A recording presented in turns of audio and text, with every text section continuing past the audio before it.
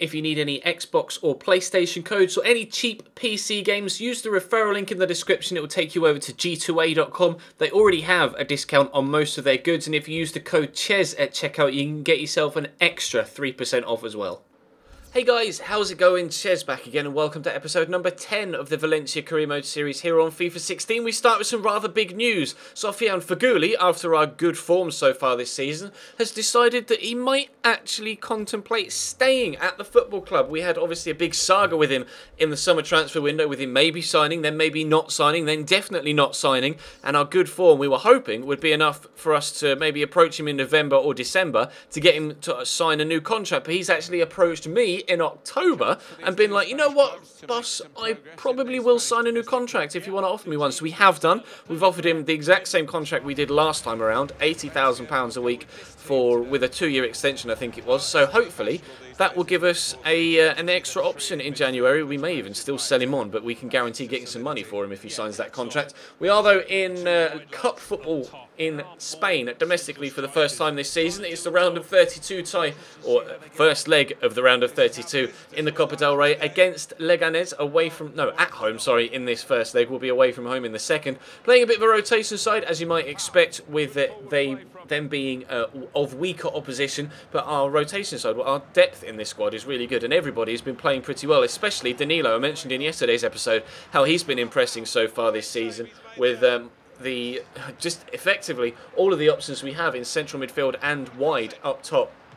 Are really causing me some problems when it comes to selection. João Cancelo squaring this across to Rodrigo de Paul, who in turn has been in very good form. Andre Gomes has impressed recently, unfortunately not able to find the back of the net on this occasion, but we showed you yesterday at the end of the last episode how ridiculously tight the fixture list is after this game. We have 4 games in the space of a week, so it's going to be difficult to manage the squad. Guillermo, though, playing through Gabriel here, and actually a good save by Matthew Ryan. You guys have been shouting at, well, I think it's been 1 or 2 guys again and again in variety of different comment sections in different videos shouting at me for not using Matthew Ryan in goal that often.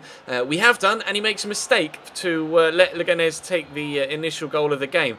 Nice header from the corner, but the defender was there managing the situation. Why the keeper came out to try and punch it, I've no idea.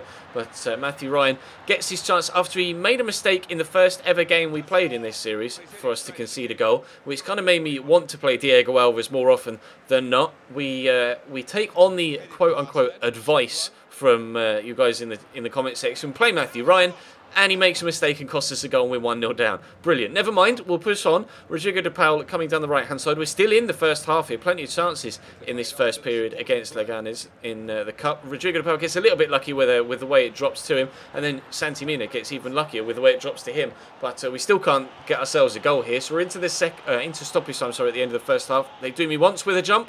They do me twice with a jump. Twice I jumped with the wall when I didn't need to. Matthew Ryan this time making a good save to get the ball away. They pick up a corner there, but luckily for us this time nothing came from it. So into the second half we go, and we continue our forward dominance. Javi Fuego into Andre Gomes, around the corner to João Cancelo, the right back, pushing all the way up into the box. Santi Mina with a really nice run, just sadly not the finish on the end of it. He can play at striker. He's down as a right winger, I believe, by default, but he does have like 79 finishing, so he could be a decent striker if he had maybe a little bit more strength and a little bit more pace. But I know we're playing up top in this one, and Danilo, though, again with another shot from the edge of the box that flies into the back of the net. I'm sorely tempted to try and bring him in permanently in the maybe even in the January window, definitely next season, because he's been so good for us in that rotation role. So if we can bring him in permanently and make that loan deal 100% our player, then that is definitely my preference right now. Enzo Perez into Pablo Piatti, though, trying to get us a second goal here if we can. Andre Gomes, and there is the second goal. We turn it around, 1-0 down against the side from Liga Adelante, but we are able to get ourselves 2-1 in front. And before the end of the game, Pablo Piatti dances into the box again. Nice footwork, good turn. The ball drops very kindly to Alvaro Negredo. We get a rather flattering scoreline of 3-1. We perhaps deserved a scoreline of 3-1, but that definitely didn't undermine or shouldn't undermine the performance that Leganés put in that game. They were very, very good and a solid opponent. Intrigued to see, or intrigued to find out how they're doing in Liga Adelante, because with the performance that they put in against us, they could be pushing towards promotion for next season if they play like that throughout the entirety of the year. But we won our game against Lazio in the last game in the Champions League. Manchester City beat PSV, so it's ourselves and City on 6 points, PSV and Lazio on 3. But we lost last time we played the Dutch side in the Champions League. Our first game in Europe this season was a 1-0 defeat in the rain away from home against PSV, so we'll try our best to avenge that particular result. They've got Proper, Hendricks and Guardado in a central three in their 4-3-3 again, with Narsing out wide on the right hand side. It's actually Lestien that is on the left-hand side, but it wasn't he that had that shot. I think it was Proper, having that shot from just outside the box. Trying to find his range, not quite able to do so just yet. Rodrigo into Thiago here. This is the first of the 3 games within 5 days. We play a game now, and then we wait 2 days and play another game in the league, and then we wait 2 days and play another game in the league. But Paco Alcacer is going to give us a 1-0 lead here after 36 minutes. Really nice finish into the far corner to give us a 1-0 lead. Really pleased that he's actually managed to get himself onto the score sheet there. Paco's not been in the best of goal-scoring form this season. To be fair, not been in the best of form all round this season, with his link-up play and his general hold-up of the ball as a main striker. But he was able to get on the score sheet there. Unfortunately, though, they immediately went and equalised, so it didn't necessarily give us the sort of result we were looking for so far. Faguli, though, dances into the box here, looking to try and pull it back to someone. Gets blocked by Bruma, but drops to Javi Fuego, but a good save by Zoot means we aren't able to get ourselves a 2-1 lead as we head into the second half. And it was PSV that came forward down the right-hand side of our defence. Lestien tearing my right back, apart. And then somehow Luciano Narsing scores a wonderful header at the back post. Didn't know that he could head the ball like that. And then he's being a little bit cheeky there, running down the camera, giving it the shush.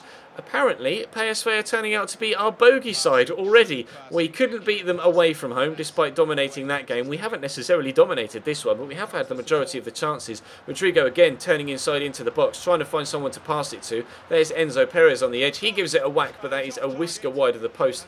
Not able to bring it back to 2-2 this time around. So the way we turned it around against Leganés is what PSV have done against us so far. We went 1-0 down and then 1-3-1. We went 1-0 down, 1-0 up, here, and PSV have turned it around to be 2-1 in front. And Pereiro squares this across to Luke de Jong, who gets super lucky with the rebound off the post.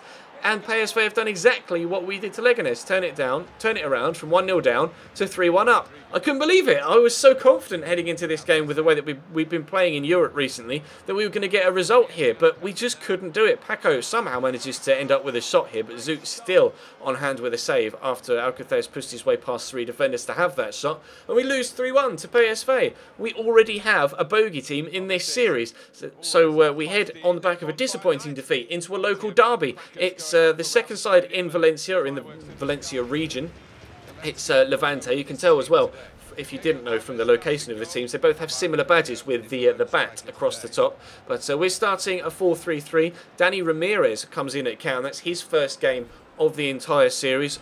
Like we mentioned, having to really manage the squad here with a game every 2 days for 3 games in a row. They're playing a defensive 4-5-1, which is kind of similar to PSV's, although the wingers are a little bit deeper and the midfield 3 are a little bit deeper and a little bit more defensive minded. But they had the first chance with a free kick there after 20 minutes or so, but then just 5 minutes later we're going to have a foray forward. See if we can't get ourselves in front here at the Stadio Mestalla to try and effectively take the lead against our local rivals. Danny Ramirez is the one that has the chance there. He's probably the best of the youngsters that we have at the club right now, but we just don't need him at this present moment in time, to be fair. It was just because everybody was so tired from the game against PSV, and to be fair, the game against Leganés, it was only 3 days before the game against PSV.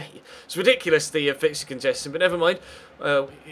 Presumably it's the same for the majority of other sides, although I'm not too sure. Well, Levante definitely don't have European football to contend with, so they probably would have had a break from the Copa del Rey to this game, but it seemingly didn't do them any good because we are 2-0 up now thanks to Alvaro Negredo's nice finesse shot there from outside the box in the 50th minute to give us a 2-0 lead, and we continue to be on top as we push further into the second half. Danny Ramirez with a nice ball down the channel in between centre-back and wing-back for Pablo Piatti to stand the cross into the box. Andre Gomez though gives it a whack. No idea how that ended up going into the back of the net. The keeper just, I don't know whether he was unsighted or wasn't ready for it, didn't have his feet set. He made no attempt to try and keep that shot out. And I'm not sure whether you can tell from the replay, it actually glanced the keeper on the top of the head. It must have been unsighted, but it brushed him on the top of his bald head as it flew into the back of the net. And Andre Gomez powers us 3-0 in front. So I was pleased with the resilience of the side and the way that we turned around this game from the result against PSV. They were going to get themselves a goal back. Gemetra with a ridiculously powerful shot. He lashed that one into the back of the net the same way Charlie Austin did for QPR earlier on in the week in the game for home against Brighton, which I watched on stream with a few people whilst we were playing Football Manager. But we get a win against Levante in the league, so at least our domestic form stays on point with 2 3-1 wins and a 3-1 defeat in the Champions League. Real Madrid have lost another game. They've lost 4 of their opening 11 and sit down in 6th. Barcelona have a point lead against us and a game in hand. They are being dominant so far this season, and now Atleti are the only side remaining that are unbeaten, although they too have to play a game in hand on us, so could go 1 point clear of us if they win that. Sevilla too are in a similar position, so still very tight at the top of La Liga and will continue to be so for the rest of the season. Levante languished down in 18th. They were obviously our final opponents today, and Leganés are in the Liga Adelante, so we can't see where they are in the league, and PSV was in Europe. So only 1 game from La Liga today, but 3 different competitions being played in, and all 3 games with a 3-1 scoreline, which is pretty weird. 2 in our favour, 1 against. But that's going to bring today's episode to a close, guys. Thank you very much for watching. Drop the video a like if you enjoyed, of course, and subscribe if you haven't already. Check the channel page for anything you may have missed over the past few days, whether it's this series, the My Player series, or the Career Mode RTG with Nottingham Forest, which will return tonight. There won't be a stream tonight as I'm going out to see Star Wars, so we're really looking forward to that. So we'll be back with streams tomorrow, but there was stream footage uploaded earlier on today if you want to check that out. And feel free to follow the Twitch channel or any of my social media outlets so you can see on screen in the description, Twitter, Instagram, Facebook, etc. But for now, that's all from me. Thank you very much for watching, and I'll see you next time.